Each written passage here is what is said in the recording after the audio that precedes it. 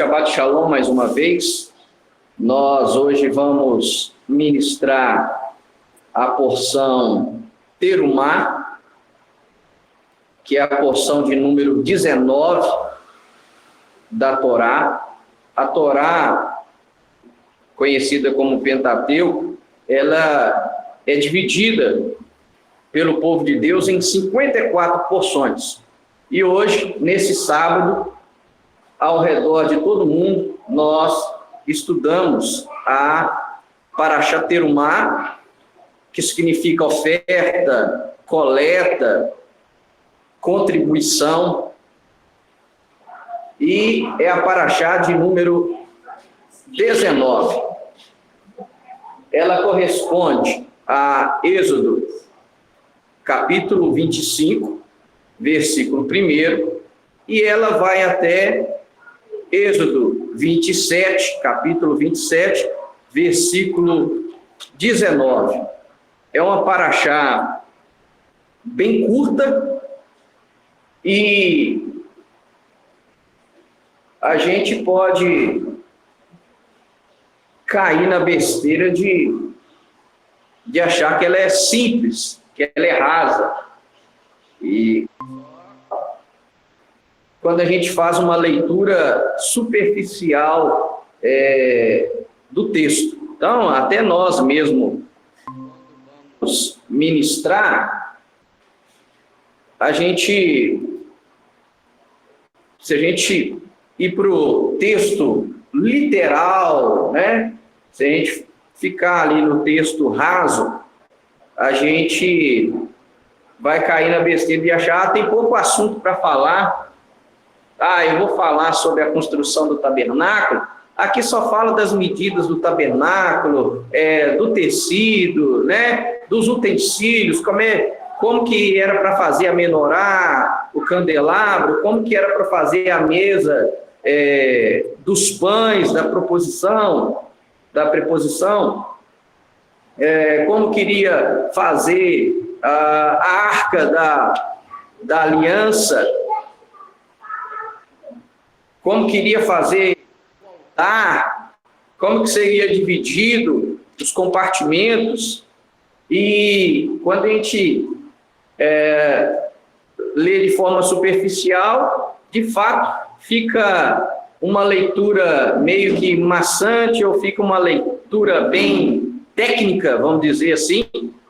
Mas a nossa proposta hoje, ao estudar a Parashá Terumá, é falar sobre o tabernáculo e a restauração do homem ao seu estado original, ou seja, antes da queda.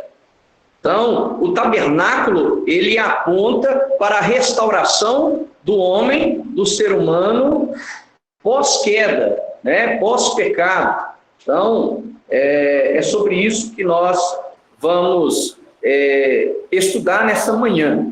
Então, Parashá Terumá, Êxodo capítulo 25, eu vou começar, né, no versículo 1, é onde nós temos o nome, de onde é extraído o nome dessa porção. Êxodo 25, 1, diz assim: Adonai disse a Moshe, ou seja, o Senhor disse a Moisés, versículo 2, fale ao povo de Israel, que façam uma coleta para mim, aceitem a contribuição de quem quiser colaborar de coração. Então, o texto começa com o Senhor dizendo a Moisés para que falasse ao povo e que coletasse terumá, né? Oferta, coleta, contribuição do povo para a construção do tabernáculo. E o detalhe é que o Senhor pede para que aceitasse a contribuição de quem quiser colaborar de coração. Ou seja, a contribuição, a oferta, a doação, ela deve ser de coração deliberado, aberto, né? Disposto, de fato, a doar. E a gente pode cair na besteira de falar, mas o Senhor, como Deus, podia exigir, né? Esperar a contribuição daquele que sentir no seu coração de contribuir, porque quando a gente olha assim, fala, não, mas o povo não é assim, se não cobrar o povo, se não exigir, não vai acontecer. E aí o Eterno falou ao meu coração, quando eu estava meditando sobre esse versículo 2, sobre contribuir, né, conforme o coração, conforme aquilo que propôs o coração. E aí o Eterno me falou, olha, para que eu estou pedindo a oferta? Para que eu estou pedindo a contribuição? É para a construção do tabernáculo, o lugar onde para que haja ali a morada da minha presença. E aí o Senhor falou comigo, aquele que não está disposto a doar, a contribuir, a ofertar, isso mostra para a própria pessoa que ela não está disposta a ser morada do Eterno. Ou seja, quando você olha para um servo, uma serva de Deus, nominal, que se diz ser servo, e não contribui para nada do reino, não contribui para nada para as coisas de Deus, para ligar o sinal de alerta, porque se ela não consegue contribuir com nada, em nada, com nada, ela deve passar a refletir, será que eu sou morada? Será que eu estou contribuindo para a morada de Deus? Então, nós temos que contribuir para o reino de Deus. Senão, nós temos que ligar o sinal de alerta. E quando eu digo contribuir para o reino, eu não estou falando de dinheiro, eu estou falando de todas as formas possíveis que tem para você contribuir com o reino, com seu dom, com seu talento, com tudo que você tem, com tudo que você a gente aprende do próprio Evangelho que ninguém é tão pobre que não possa doar. E Jesus mostrou isso ao levantar a viúva, que deu tudo que tinha. Financeiramente, materialmente, era uma oferta irrisória. Mas, para Deus, para Jesus, chamou a atenção e falou, olha, essa aí entendeu, essa aí contribuiu com tudo que ela tinha. Então, é esse o princípio. Então, a porção de hoje, ela se chama terumá, porque é a oferta, contribuição, doação do povo para a construção do tabernáculo. E tem um versículo que nos chama muito a atenção, porque o Senhor, ele vai repetir várias vezes a Moisés, que é o versículo 8 de Êxodo capítulo 25. Êxodo 25, 8 é um dos textos mais fortes e profundos que nós temos da palavra de Deus. Olha o que diz Êxodo 25, 8. Eles devem erigir para mim um santuário, tabernáculo, para que eu viva entre eles. Então, o versículo 8 aqui, o Senhor está declarando o motivo pelo qual ele pede a contribuição, a oferta, essa coleta, essa terumá. Eles devem erigir para mim um santuário, para que eu viva entre eles. Aqui é interessante nós pontuarmos alguns assuntos. Primeiro, quando você vai estudar, principalmente sobre o tabernáculo, existem uns estudiosos mais críticos, que vão dizer o seguinte: Deus não exigiu o tabernáculo e Deus não pediu o templo, que isso foi uma necessidade humana. E tanto na ala do cristianismo, na teologia cristã, quando você vai para a ala judaica, para o ensino judaico, é a mesma coisa.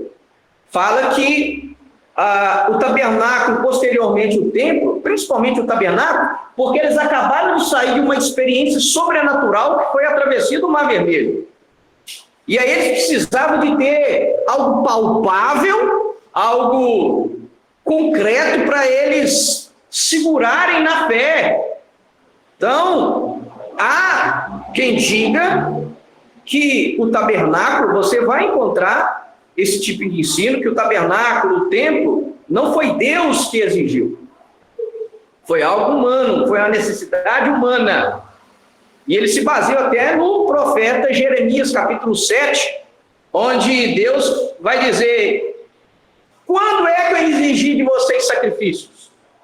Quando é que eu exigi de vocês oferta? Então nós temos o próprio, na teologia judaica, nós temos o filósofo e rabino Moshe Maimônides. Ele vai por essa ala. Há quem diga que o que Deus estava instituindo aqui era uma transição para o povo. E vai dizer que isso aqui era uma monolatria.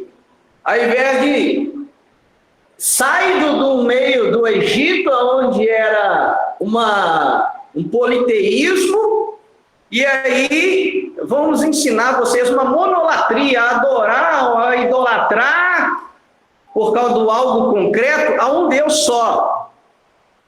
Então você vai encontrar teólogos, estudiosos das Sagradas Escrituras que vão mencionar isso.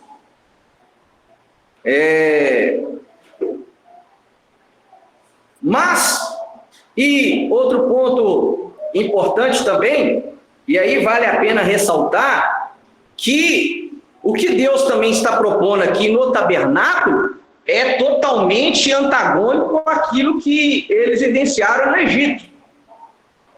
Que é o quê? A diferença do templo, a diferença do tabernáculo, do santuário ali no deserto. Ele é totalmente diferente dos templos, dos santuários que existiam no Egito e que existiam entre os cananeus.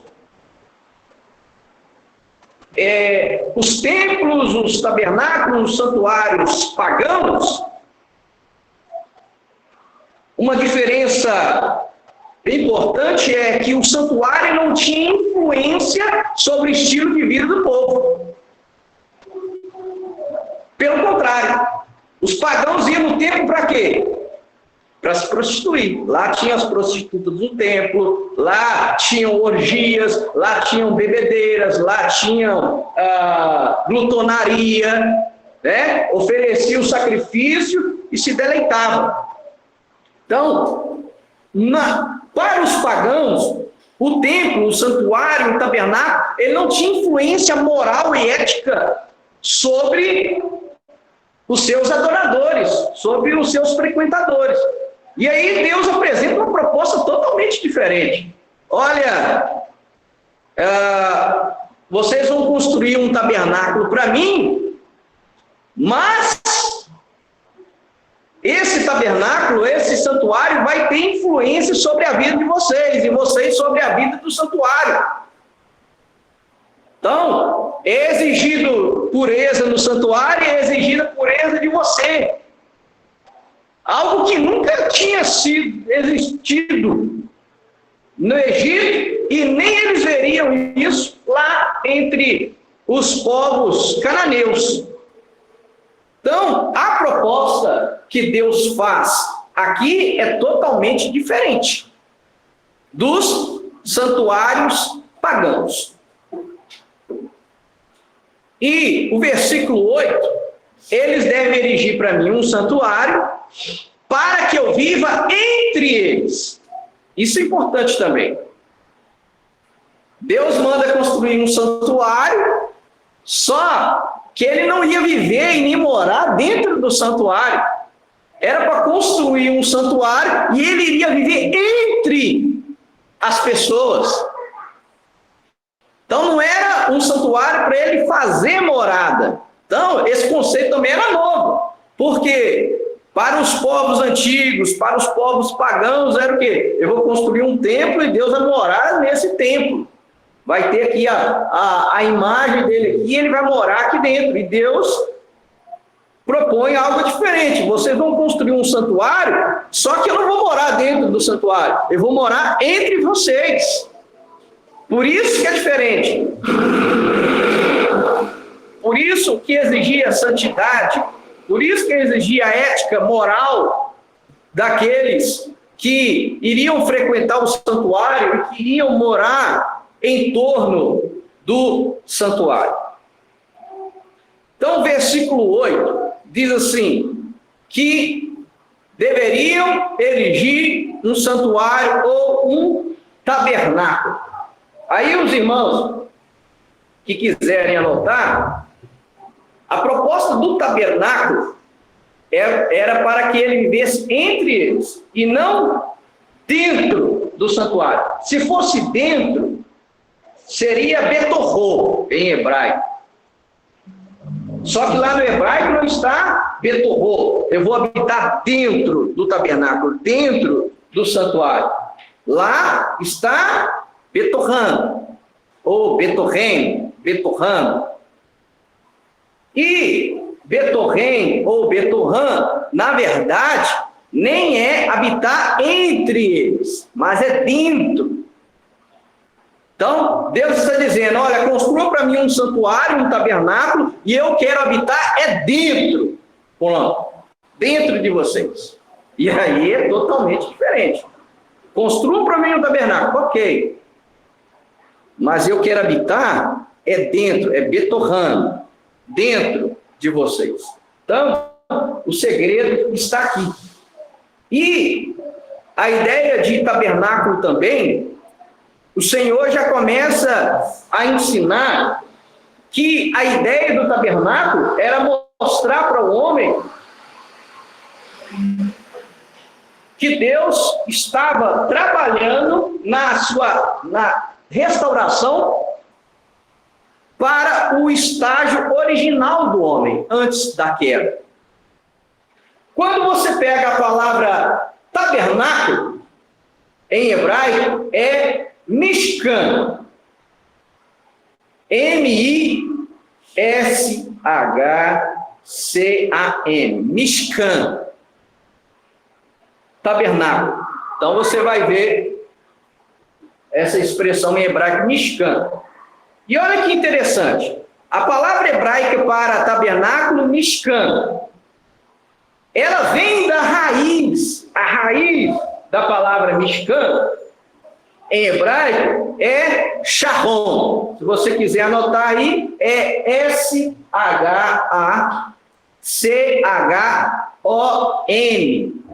Sharon. Então, Mishkan vem da raiz hebraica Sharon. Então, tabernáculo Mishkan, que vem da raiz Sharon, que significa morar. Morar. Sharon significa morar. Ou seja, qual que era a ideia do tabernáculo? É Deus Sharon, morando com o seu povo. Então, essa é a ideia de Deus ao introduzir o tabernáculo.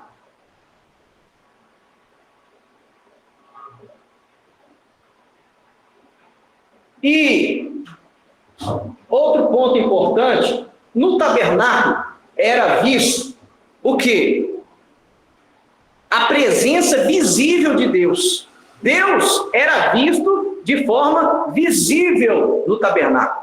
Você via lá a coluna de fogo durante a noite e a coluna de nuvem durante o dia. E essa coluna ela ficava em cima do tabernáculo, na região do Santo dos Santos, aonde foi construída a arca. Então, tabernáculo, Mishkan, que vem da raiz Sharon, que significa morar, e aonde era vista a presença de Deus, onde Deus era visto de forma visível. E qual que é a expressão hebraica para Deus se manifestando de forma visível? Todo mundo está vendo ali. E outra, Paulo vai dizer lá em Romanos que só aos judeus foi dado isso, de Deus poder ser visto de forma visível. A eles pertencem a glória, como diz Paulo. E ali é o que? Shekhinah. E não Shekinah, como canta Fernandinho. Shekhinah. E Shekhinah vem da mesma raiz Sharon. Shekhinah, que é a presença visível de Deus, vem da mesma raiz Sharon, que é o quê? É a presença visível do Deus invisível, do Deus transcendente. Então, quando Deus se mostrava, se revelava, se apresentava de forma visível, não que aquela coluna fosse Deus, mas era uma forma visível de Deus se manifestar, os judeus chamavam ali a Shekhinah, é a presença de Deus, é a presença visível de Deus.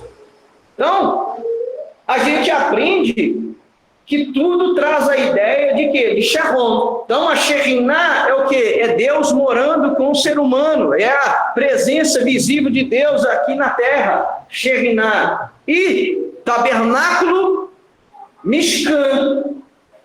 Então, os dois vêm da mesma raiz, Sharon, que significa morar.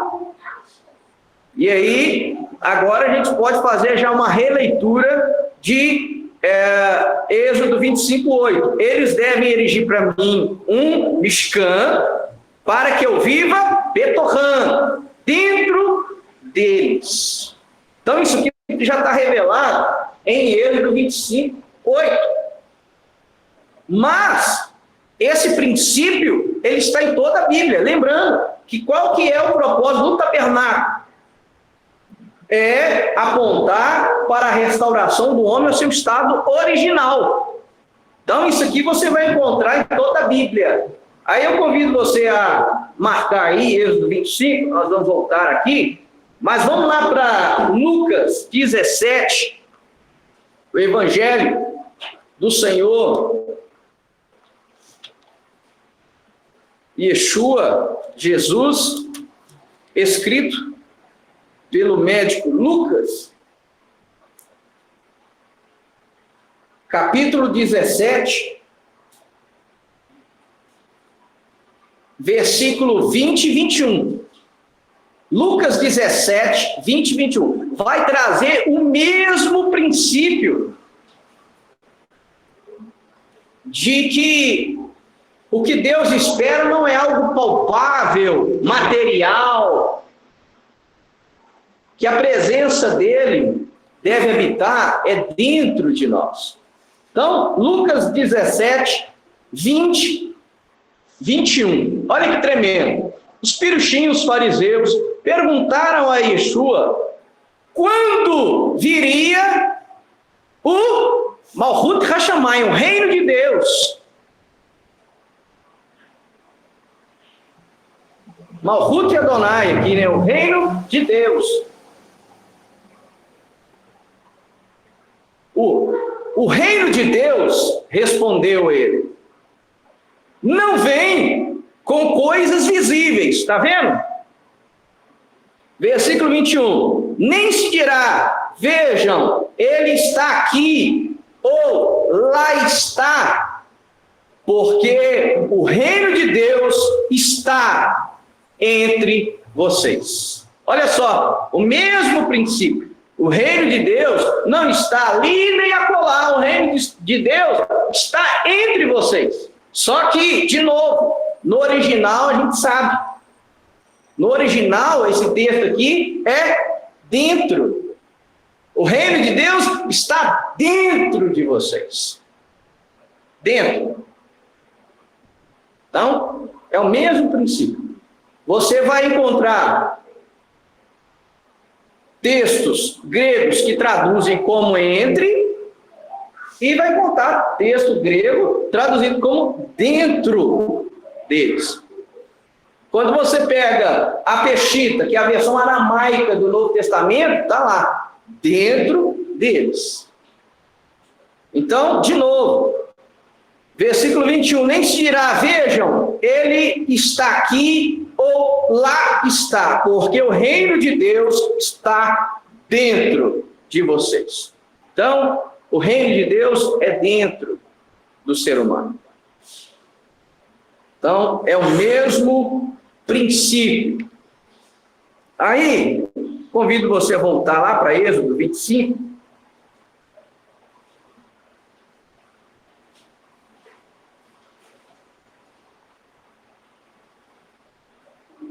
Agora nós vamos ler o versículo 9. Esse versículo 9 ele é citado pelo escritor aos Hebreus lá no capítulo 8. E esse versículo 9 ele é repetido várias vezes nessa porção.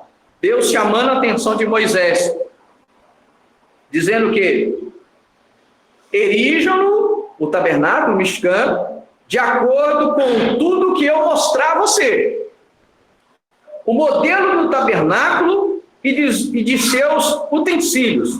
Eis como você deve erigi-lo. Ou seja, Deus está dizendo a Moisés, olha, você vai fazer, criar, mas você vai fazer conforme o modelo que eu estou te mostrando aqui de cima. Há um modelo para você copiar. Então você não vai fazer da sua cabeça. E o que está sendo feito aí embaixo não é uma criação, é uma cópia daquilo que está aqui em cima. Então, é uma projeção daquilo que está aqui em cima, aí embaixo. Então, o que nós temos de utensílios, como o tabernáculo foi criado, desenvolvido, aponta para algo celestial, para algo transcendente, para algo espiritual. E, de novo, o tabernáculo ele aponta para a restauração do homem ao seu estágio original. Ou seja, o tabernáculo ele aponta para os novos céus e nova terra, para a restauração do homem antes da queda. Ok. Então, versículo 9, o tabernáculo é uma cópia daquilo que está lá em cima, nos céus. Então vamos para as Sagradas Escrituras agora. Vamos lá para Hebreus 8.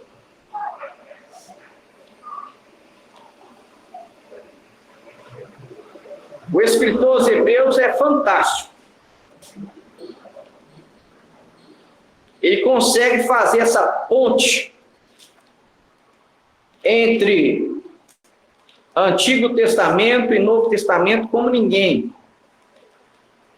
Hebreus 8.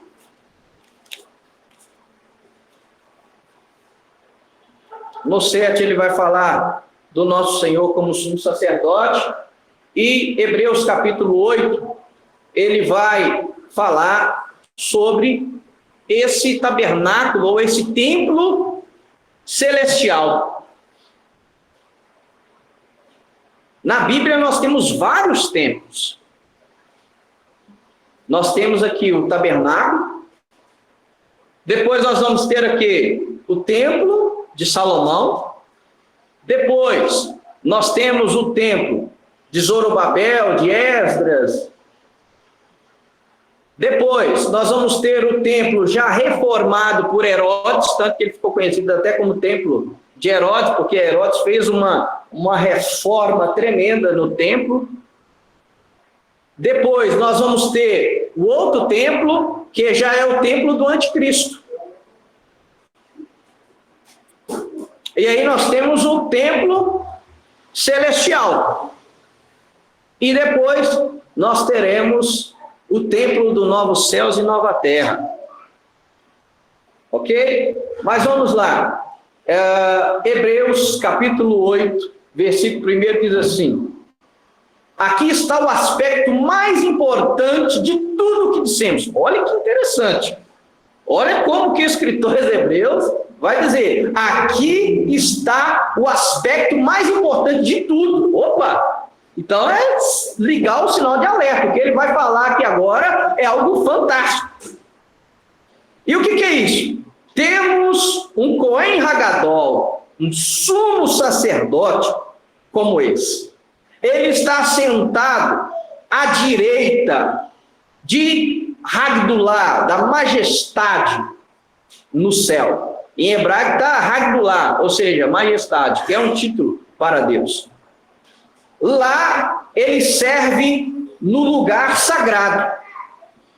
Opa! Isto é, na verdadeira tenda do encontro, não erigida por mãos humanas, mas por Adonai, por Deus. Versículo 3. Todo Cohen Hagadol, todo sumo sacerdote, é designado para apresentar ofertas e sacrifícios. Por isso, este sumo sacerdote também deveria possuir algo que tivesse a oferecer. Versículo 4. Se ele estivesse na terra, nem seria sacerdote, visto que já existem sacerdotes que apresentam as ofertas requeridas pela Torá. Então, o escritor aos Hebreus diz, olha, Yeshua na terra, nem sacerdote ele é. De fato, o sacerdote tinha que ser da tribo de Levi. O Messias tinha que ser da tribo de Judá. Então, nem se ele quisesse, ele poderia ser sacerdote dessa ordem. Por isso que no capítulo 7 ele vai falar, olha, o Messias, o Cristo, ele é sacerdote, mas de uma outra ordem, não da ordem levítica, araônica. É da ordem de Melquisedeque, é uma outra ordem sacerdotal. Versículo 5, mas, aí ele está dizendo dos sacerdotes levíticos, mas eles servem no que é apenas cópia e sombra do original que está no céu. Quando Moisés ia começar a erigir a tenda, Deus o advertiu, e aí está citando o texto que nós lemos. Tenham o cuidado de fazer tudo conforme o padrão que lhe foi mostrado no monte. Ponto. Então, o que Hebreus capítulo 8 está dizendo? Existe uma tenda, um tabernáculo no céu. Vamos lá para o livro mais místico que nós temos aí do Novo Testamento, Apocalipse. Esse aqui é o Zohar do judeu messiânico, do cristão.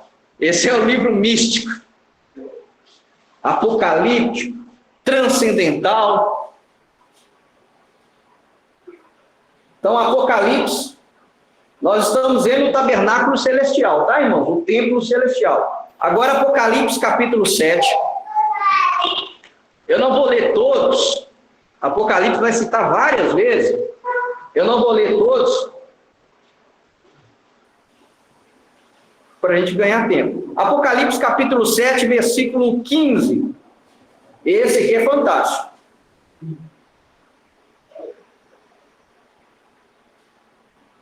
Este é fantástico.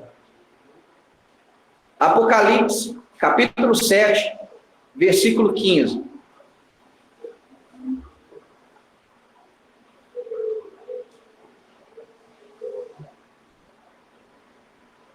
Vamos ler a partir do 13, para a gente pegar o contexto. Apocalipse 7, 13. Diz assim, um dos anciãos me perguntou, essas pessoas vestidas de branco, quem são? E de onde vêm? Senhor, respondi, o Senhor é quem sabe. Então ele me disse, essas são as pessoas que vieram da grande tribulação, ou da grande perseguição. Elas lavaram suas roupas e alvejaram no sangue do Cordeiro. Por que eu dei essa ênfase aqui? Porque tem a lenda, irmãos, que quem ficar para a grande tribulação vai ganhar, vai pagar a salvação com o próprio sangue. O texto é claro, eles alvejaram não no sangue dele. Eles vieram da grande tribulação, ok. Mas como é que diz? Você já ouviu isso? Eu ouvi isso várias, já ouviu, Breno? Várias vezes. Quem ficar para a grande tribulação vai ter que pagar com o próprio sangue, ou seja, para você ser salvo, você vai ter que morrer.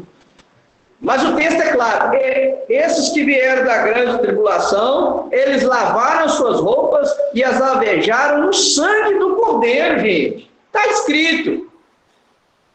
E aí, por isso, versículo 15, eles estão diante do trono de Deus. E o que acontece com eles?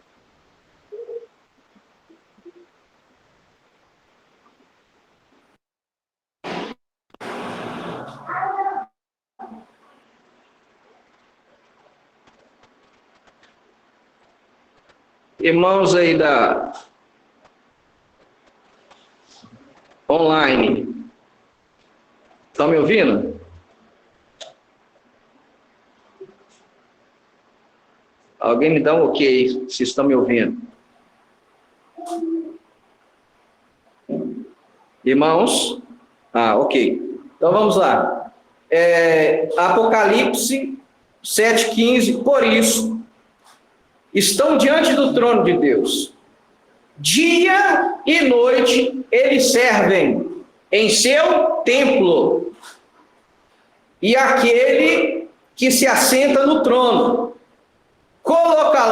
colocará sua Shekinah sobre eles. Ou seja, aqueles que morreram, eles estão servindo no templo celestial. Aqueles que morreram no Senhor estão servindo no templo celestial. Vamos lá.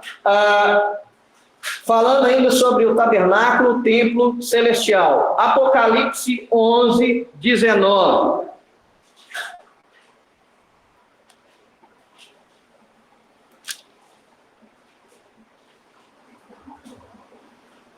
Apocalipse 11, 19.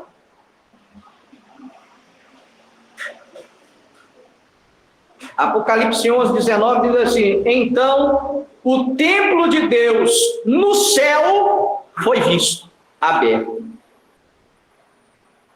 E a arca da aliança foi vista no templo. Uai, tem uma arca lá em cima. Tem, ué.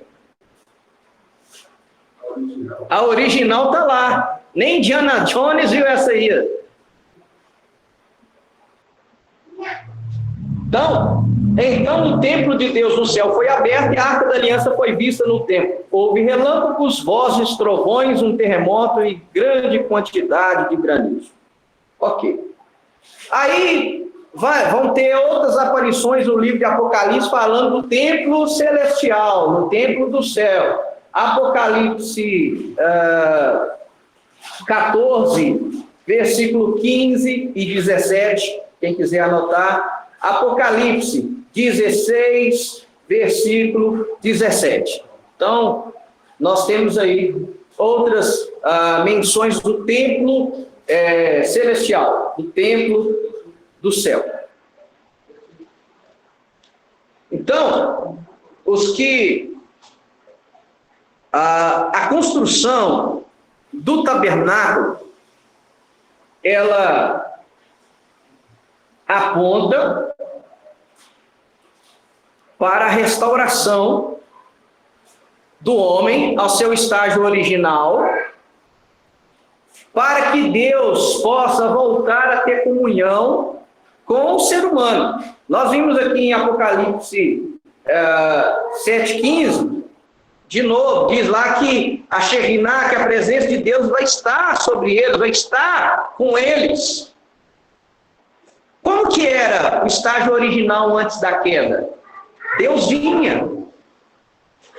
A voz do Senhor vinha na viração do dia para ter contato, comunhão com Adão, com Eva. O homem era um ser de luz, tanto que antes da queda ele não via a sua nudez. era um corpo glorificado, era um corpo de glória. Então, o tabernáculo aponta para isso. Deus constrói esse tabernáculo, Deus tira o seu povo do Egito, que é símbolo do pecado, da escravidão, né? Passa com eles pelo Mar Vermelho, que simboliza o batismo, como diz Paulo em 1 Coríntios capítulo 10. E aí depois apresenta para eles o quê? Você sai do pecado, passa pelas águas, você nasce de novo. É para você nascer da água e também tem que nascer do Espírito. E o objetivo é voltar ao princípio, voltar ao estágio original. E o tabernáculo vai apontar, vai mostrar isso e vai lembrar o povo sobre isso. Então agora vamos para esse paralelo entre o estágio original, o estado original do homem, a criação antes da queda e o tabernáculo. E aí vale mencionar, quem depois quiser, parte do meu estudo foi extraído deste livro aqui. Lendo Moisés, vendo Jesus. Da chamada da meia-noite, a chamada da meia-noite publicou, e aqui são vários autores. Seth Postel, Eitan Bar e Eris Sorev. Tá? Então, lendo Moisés, vendo Jesus. A editora Chamada da Meia-Noite. Então, vamos lá para o paralelo. O primeiro paralelo tremendo é a criação do mundo, do homem. Ela se deu em 7 dias. E aí, quando nós olhamos para o tabernáculo, ele foi entregue em 7 discursos. Isso é fantástico. A criação do mundo foi em 7 dias. O tabernáculo, ele foi dado em 7 discursos.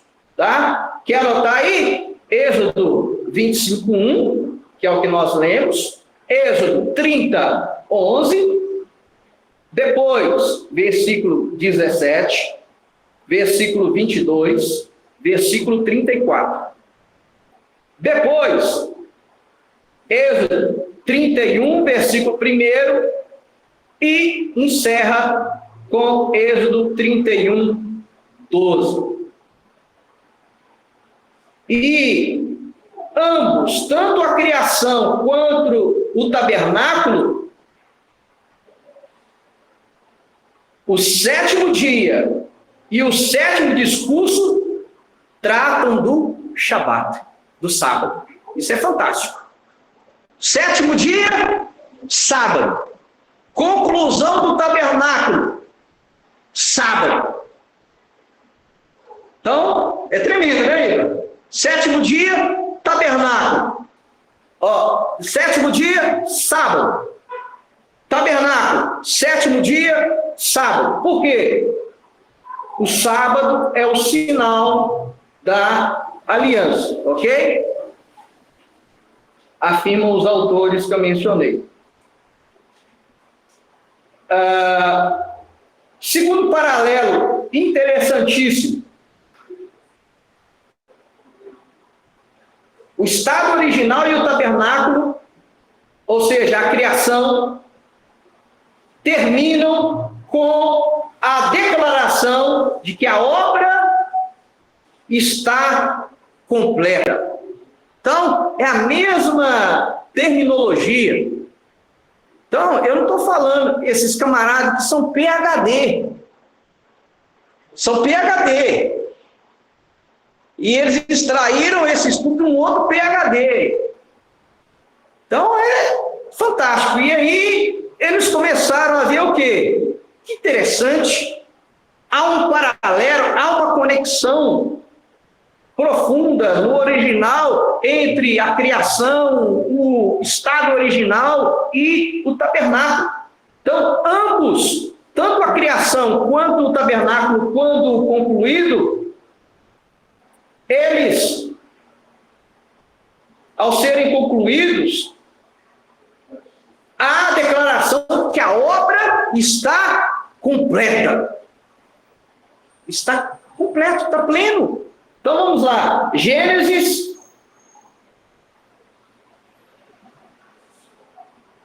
2:2.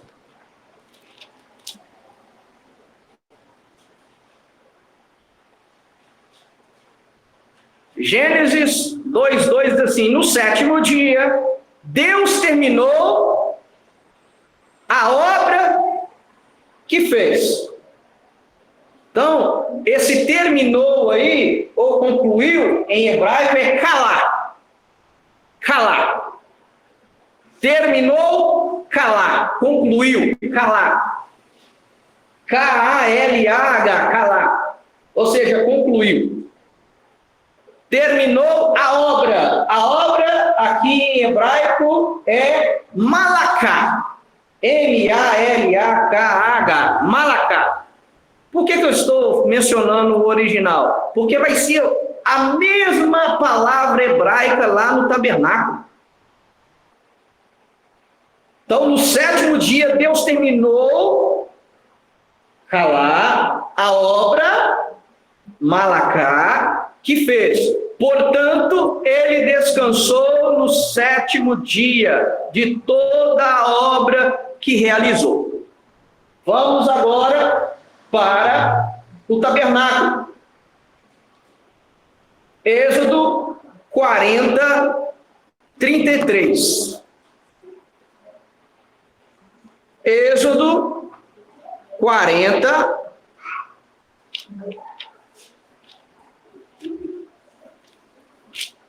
Êxodo 40:33.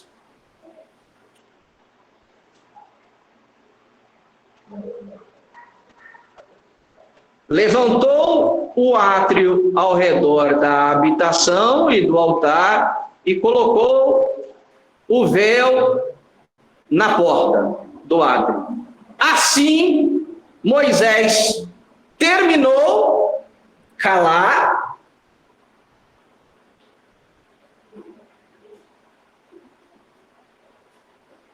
os trabalhos ou obras. Trabalhos ou obras aqui é malaká. Ou seja, no sétimo dia, na conclusão de tudo, na conclusão da obra, da criação, é a mesma expressão da conclusão do tabernáculo.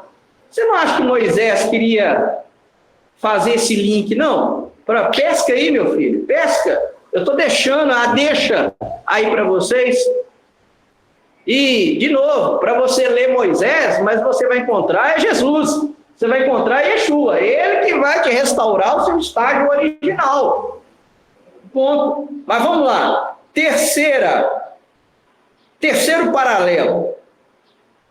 Ao serem concluídas a criação de todas as coisas, céus e terra, ser humano e o tabernáculo, eles são inspecionados.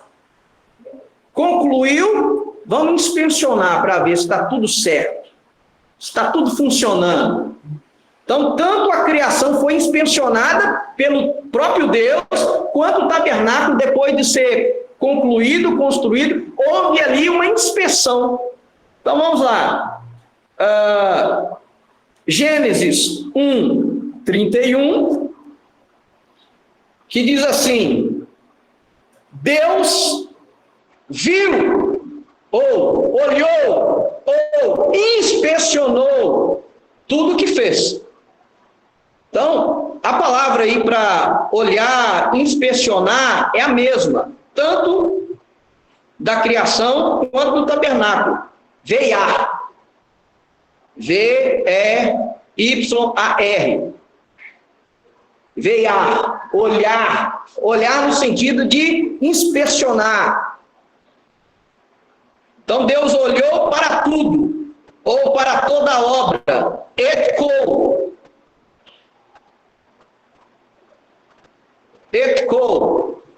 e viu, Riné. Então vamos lá, Gênesis 1:31. E Deus viu tudo que ele fez, ou seja, ele inspecionou, e isso de fato era muito bom. Assim houve tarde e manhã o sexto dia. Então, são as mesmas palavras hebraicas para a inspeção da criação e para a inspeção do tabernáculo. Agora, para o tabernáculo, Êxodo 39, 43. Moisés viu, olha só, Veiá, toda a obra, etkou,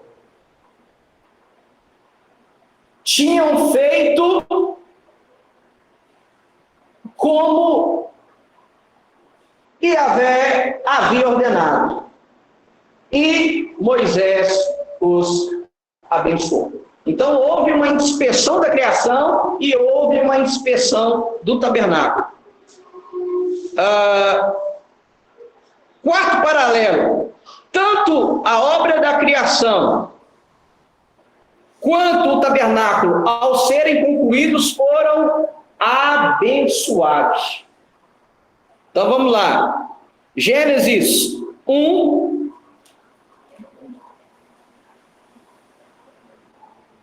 22, diz assim: então Deus os abençoou, dizendo: sejam férteis, multipliquem-se, encham a água dos mares, e que as aves se multiplicam sobre a terra. Gênesis 1, 28, de novo, a bênção. Deus os abençoou e lhes disse: sejam férteis, multipliquem-se, encham a terra e a dominem, governem sobre os peixes do mar, as aves no ar e todas as criaturas vivas que rastejam sobre a terra. E por último, Gênesis 2, 3. Deus abençoou o sétimo dia e o separou como santo, porque nesse dia Deus descansou de toda a obra que criou para que ela pudesse produzir por si mesma. Então nós temos aqui Deus abençoando a criação. O tabernáculo da mesma forma. De novo, Êxodo 39, 43. Após Moisés inspecionar o que ele fez, e Moisés os abençoou. Êxodo 39, 43. Outro paralelo, importantíssimo, quinto paralelo. O Espírito Santo é vital no processo da criação e do tabernáculo. É necessária a atuação, é imprescindível a atuação, foi imprescindível a atuação do Espírito Santo na criação. E aí é claro, né? Todo mundo lembra, Gênesis 1, 2. A terra era informe e vazia, havia trevas sobre a face da profundeza, e o Espírito de Deus pairou sobre a superfície da água. Então, houve a atuação do Espírito Santo no processo da criação, e houve a atuação do Espírito Santo no processo da construção do tabernáculo. Aí é Êxodo 31, 3.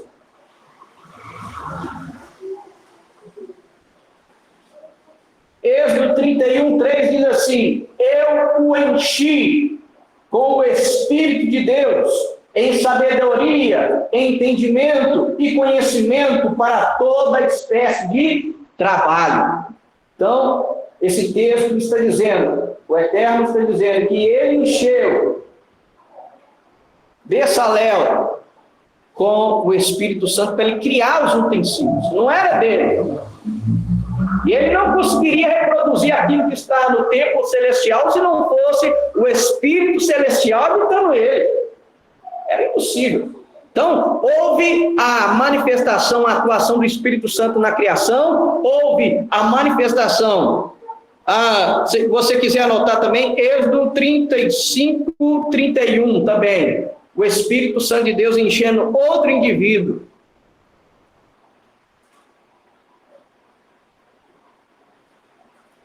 Êxodo 35, 31. Moisés disse aos israelitas: vede, Yahvé chamou Bezalel por seu nome, filho de Uri, filho de Ur, da tribo de Judá, e o encheu com o Espírito de Deus, de sabedoria, entendimento e conhecimento para toda espécie de trabalhos. Então, houve a atuação do Espírito Santo na criação, houve a atuação do Espírito Santo na construção do tabernáculo. E é imprescindível, é vital, é necessário, é indispensável a manifestação, a atuação do Espírito Santo, o quê? No retorno do homem ao seu estado original. Ponto. É imprescindível.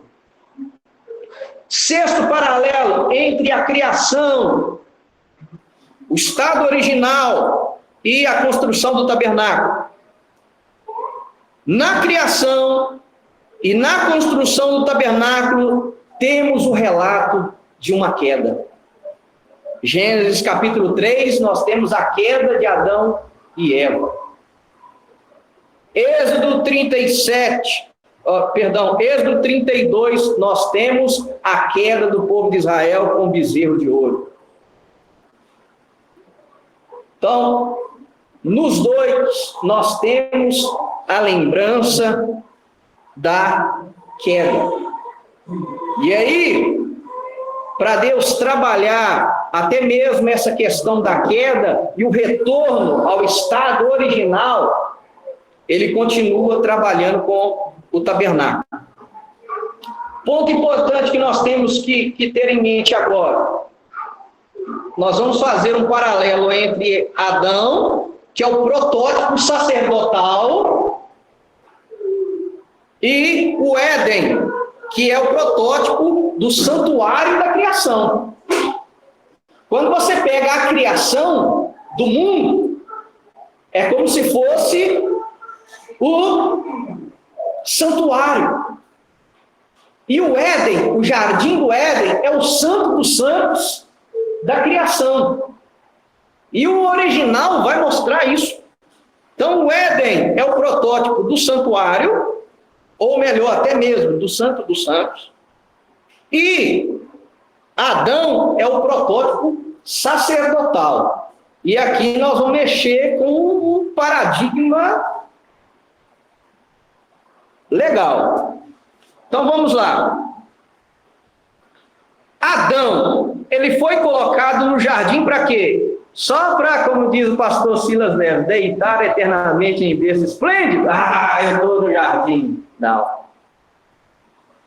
Deus plantou ele no jardim para quê? Para trabalhar e cultivar. A mesma responsabilidade dos levitas, a mesma palavra hebraica. Vamos lá, Gênesis 2:15. Então Adão tinha um trabalho meio que sacerdotal, manter ali o jardim, trabalhar nele, cultivar ele, porque a presença do Eterno vinha visitá-lo. Então ele tinha esse trabalho sacerdotal levítico. Gênesis 2:15. Adonai Deus pegou a pessoa e o pôs no jardim do Éden para cultivá-lo e cuidar dele.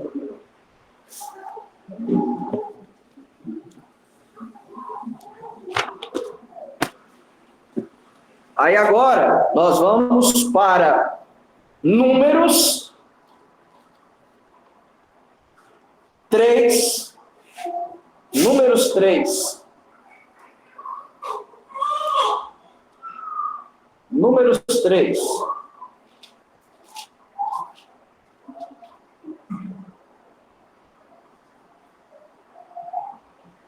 Números 3, 7. Eles devem desempenhar suas obrigações e as obrigações de toda a comunidade diante da tenda do encontro, realizando o serviço do tabernáculo.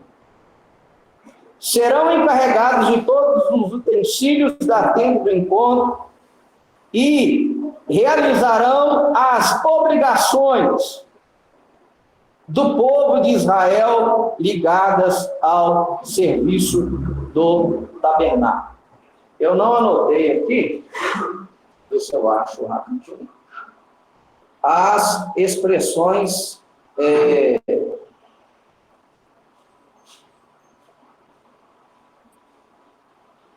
hebraicas. Não, também não foi colocado.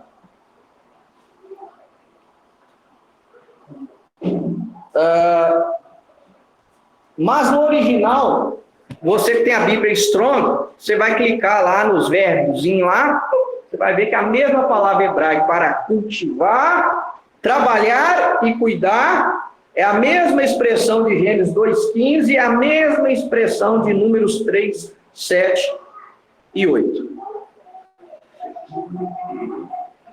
Irmãos, depois do pecado, depois da queda, o que aconteceu? Deus vestiu Adão com o quê? Com uma túnica. Aí sim nós temos a palavra hebraica kutonit. K-U-T-O-N-I-T. Muda. Kutonit, túnica.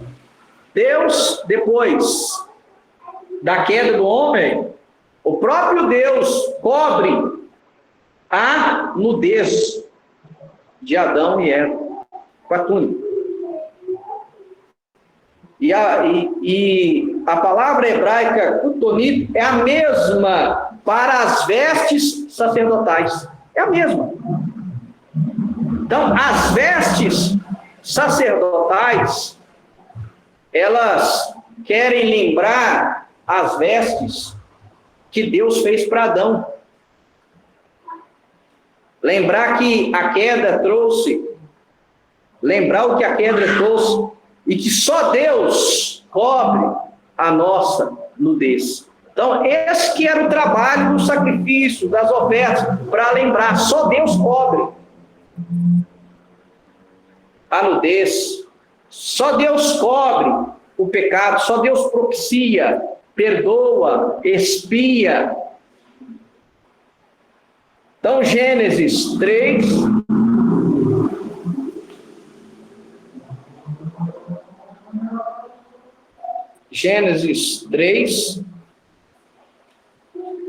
estamos encerrando.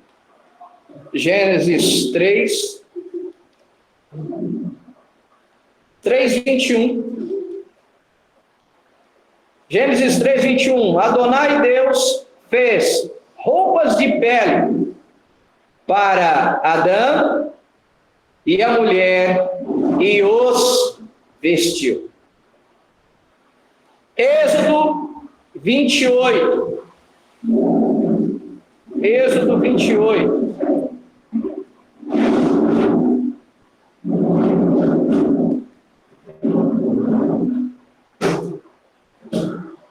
Trinta e 40. Teça uma túnica xadrez de linho fino. Faça um turbante de linho fino e faça um cinto, obra de um tecelão em cores.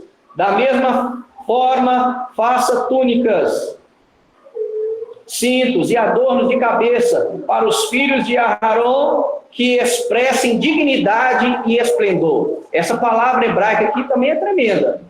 As vestes eram para expressar dignidade e esplendor. As vestes sacerdotais eram para expressar dignidade e esplendor, para lembrar o que o homem tinha antes da queda, o esplendor, a glória, a dignidade, antes da queda. Então, as vestes sacerdotais eram para lembrar, né, o que o pecado trouxe e o que Deus está propondo, que é cobrir a nudez, a vergonha e devolver a dignidade e o esplendor perdidos lá na queda do jardim do Éden. Nós vamos ver isso mais. Por quê? Porque nas vestes sacerdotais, das vestes dos sacerdotes, tinha o quê? Pedras preciosas. E essas pedras preciosas eram para lembrar também do Éden. É para lembrar do jardim, lembrar daquilo que o homem perdeu na queda, no pecado. Olha só, Gênesis 2. Essas pedras preciosas lembram do Éden, lembram da queda e apontam para a restauração do estado original. Nós vamos ver isso.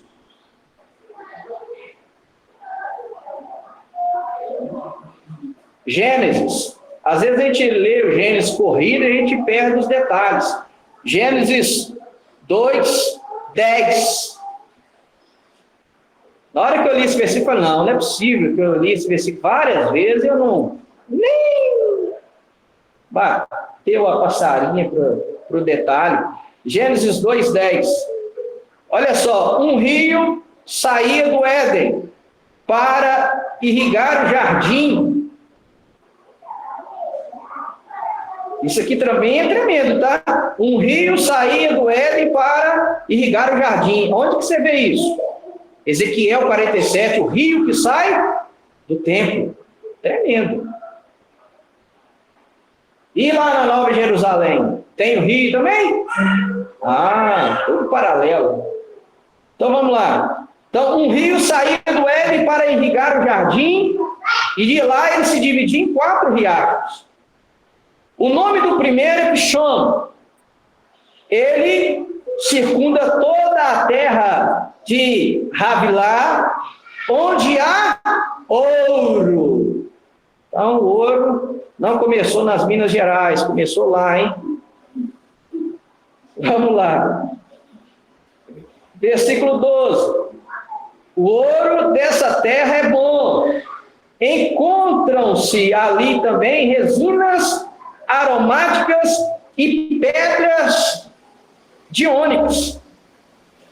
Então, o ouro, as pedras preciosas do peitoral do sacerdote era para lembrar do Éden.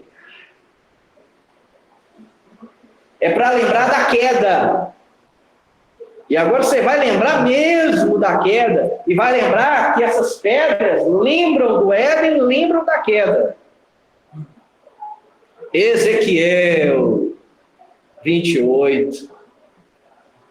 E aí a proposta é forte.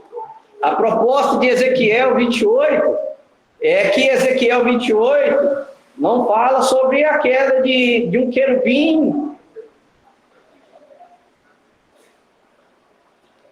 A proposta do PhD é que Ezequiel 28 é para lembrar Adão antes da queda.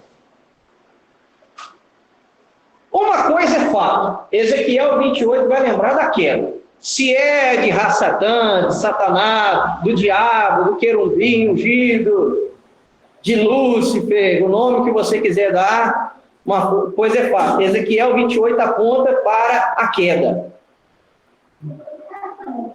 E vai falar das pedras. Ezequiel 28.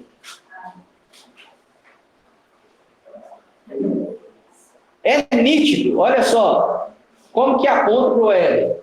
Ezequiel 28, 13. Você pôs o selo sobre a perfeição. Era cheio de sabedoria e perfeita e beleza. Olha só o 13. Estava no Éden. Olha só, o jardim de Deus. coberto com todos os tipos de pedras preciosas. De onde que tirou as pedras preciosas? Do próprio Éden. Está ali, ó. Sardio, topázio, diamante, berilo, ônix, jaspe, safira, carbúnculo, esmeralda. Seus pendentes e joias eram feitos de ouro, preparados no dia em que você foi criado. Aí, você era um querubim, que protegia uma grande região. Colocou-se no santo monte de Deus. Você ia e vinha entre pedras de fogo. Era perfeito em seus caminhos, desde o dia em que foi criado, até que a justiça foi encontrada em você. Então, as pedras preciosas, elas estão associadas ao Éden. E lembram da queda. Só que, de novo, qual que é a proposta? Falar do tabernáculo, o tabernáculo aponta para a restauração do homem no seu estágio, para o seu estágio original. Seu estado original. Em Cristo, em Yeshua.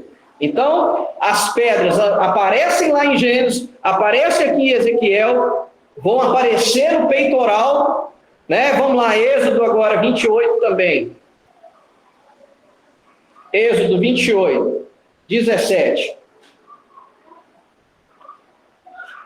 Olha que tremendo. Êxodo 28, 17 ao 20. Diz assim: ponha nele encaixes de pedras, 4 fileiras de pedras. A primeira fileira deve conter uma cornalina, um topázio, uma esmeralda. A segunda fileira, um feldespato verde, uma safira e um diamante. Olha as mesmas pedras. A terceira fileira, zircão alaranjado, uma ágata e uma ametista. E a quarta fileira, um berilo, um ônix e um jaspe. As pedras devem ser fixadas em seus encaixes. As pedras corresponderão aos nomes dos filhos, aos 12 filhos de Israel. Elas devem ser gravadas com os nomes deles, como se grava um selo, para representarem as 12 tribos. Então, de novo, né, as pedras preciosas lembram do Éden, lembram da queda e apontam para a restauração do estágio original. E qual que é o estágio original? Vamos lá, Apocalipse.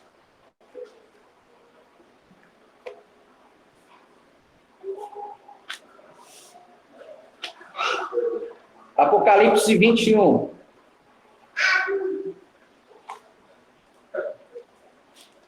Apocalipse 21.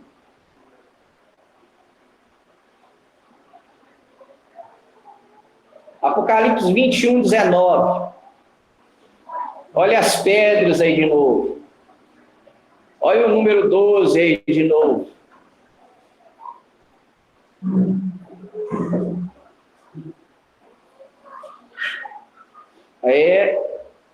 As pedras apontando para a cidade, para a Nova Jerusalém, que desce do céu, a restauração. Os fundamentos do muro da cidade estavam decorados com todos os tipos de pedras preciosas. A primeira pedra fundamental era diamante, a segunda, safira, tá vendo? As mesmas pedras. A terceira, calcedônia, a quarta, esmeralda, a quinta, sardônio, a sexta, cornalina, a sétima, crisólito, a oitava, berilo, a nona, topázio, a décima, crisópraso, a 11ª, turquesa, e a 12ª, ametista. Os 12 portões eram 12 pérolas, cada portão feito uma única pérola. A rua da cidade era de ouro puro, transparente como vidro. E aí, meu amigo, versículo 22, não vi nenhum templo na cidade, porque Adonai, Deus dos exércitos celestiais, é seu templo, bem como o Cordeiro. A cidade não necessita do sol nem da lua para brilharem sobre ela, porque a Shekhinah, a presença, a glória de Deus, lhe dá a luz, e o Cordeiro é a sua candeia. As nações andarão em sua luz, e os reis da terra lhe trarão o seu esplendor. Seus portões nunca fecharão, permanecerão abertos o dia todo, porque lá não existirá noite. E a honra, está vendo de novo, a mesma expressão, e a honra e o esplendor, a mesma expressão para as vestes sacerdotais, das nações lhe serão trazidas. Nada impuro poderá entrar nela, nem qualquer pessoa que pratique coisas vergonhosas ou minta, mas poderão entrar apenas aqueles cujos nomes estão escritos no livro da vida do Cordeiro. Amém? Só aquele que está escrito no livro da vida do Cordeiro. Por quê? Porque, de novo, nós temos um problema. Quando o homem peca, erra, o que ele perdeu? Ele perdeu acesso à árvore da vida, ele perdeu a eternidade, ele perdeu a comunhão com Deus. E o que Deus coloca para proteger o jardim? Querubins.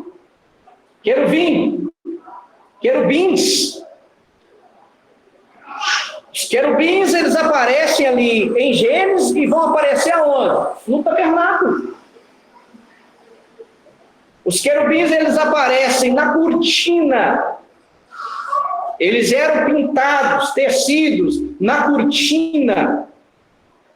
E o sacerdote, o sumo sacerdote, ele só conseguia ultrapassar os querubins uma única vez no ano, para adentrar no Santo dos Santos, para aspergir o sangue sobre o propiciatório. E quem olhava para aqueles propiciatórios também? A face dos querubins, olhando para o sangue que propicia, que perdoa, que limpa. E por que dois? Que não tinha que ter duas testemunhas para que houvesse a absolvição ou a condenação? Então, isso tudo, o sacerdote, para ele entrar no Santo dos Santos, ele tinha que passar pelos querubins, encarar o querubim e lembrar que só o sangue expia.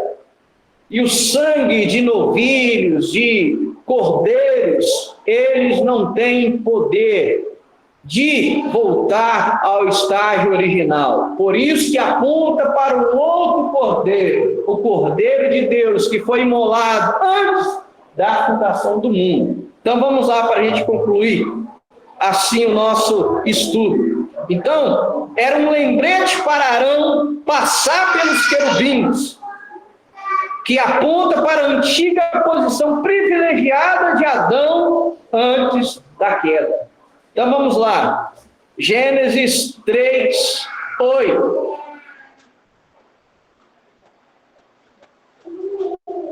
A posição privilegiada antes da queda. Gênesis 3, 8. Eles ouviram a voz de Adonai, Deus, andando no jardim, no meio da brisa da tarde. Por isso, o homem e a mulher se esconderam da presença de Deus entre as árvores do jardim.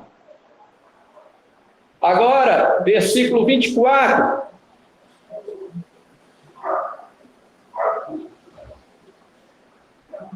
Gênesis 3, 24.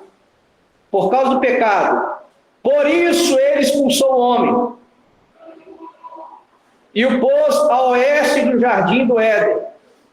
os querubins e uma espada flamejante que girava em todas as direções para guardar o caminho da árvore da vida. Caminho da árvore da vida. Então nós temos aí os querubins guardando agora. E aí, o paralelo, Levítico 16, 2.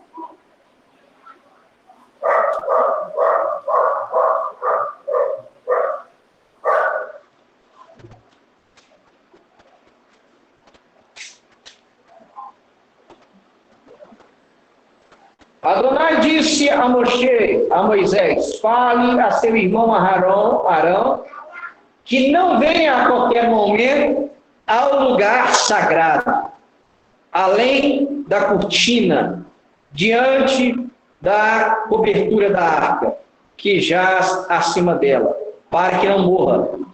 Pois eu apareci na nuvem sobre a cobertura da arca.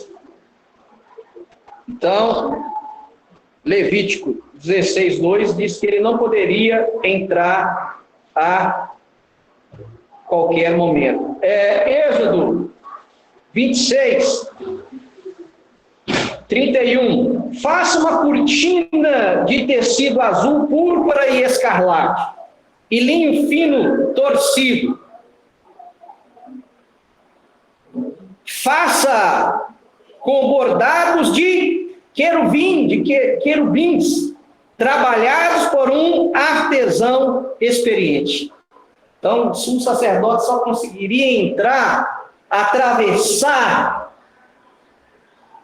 rumo ao Santo dos Santos, atravessar os querubins, só com o sangue, só com o sacrifício, não dele, mas de um ser inocente, apontando para o Cordeiro de Deus que tinha o pecado do mundo. Então, só assim ele conseguiria entrar e ter acesso ao local que ele havia perdido. Por que ele não podia entrar lá? Porque a presença de Deus habitava lá.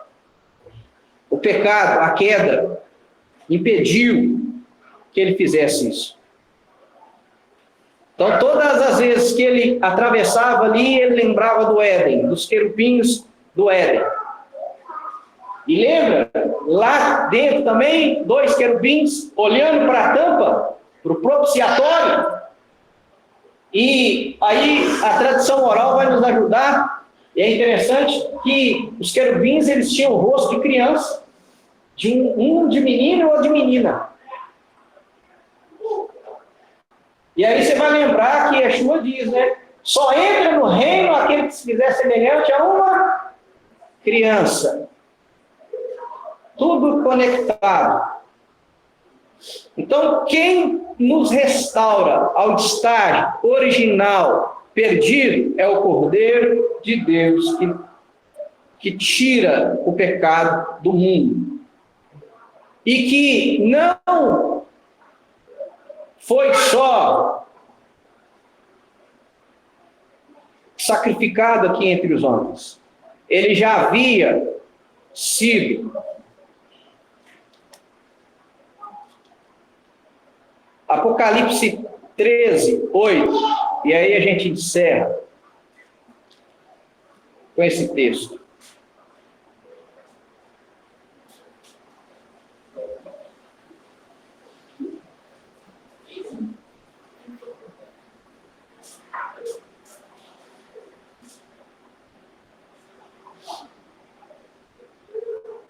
Apocalipse 13, 8 diz assim: todos os habitantes da terra a adorarão, falando da besta, com exceção daqueles que têm os nomes escritos no livro da vida, pertencente ao Cordeiro, morto antes da fundação do mundo.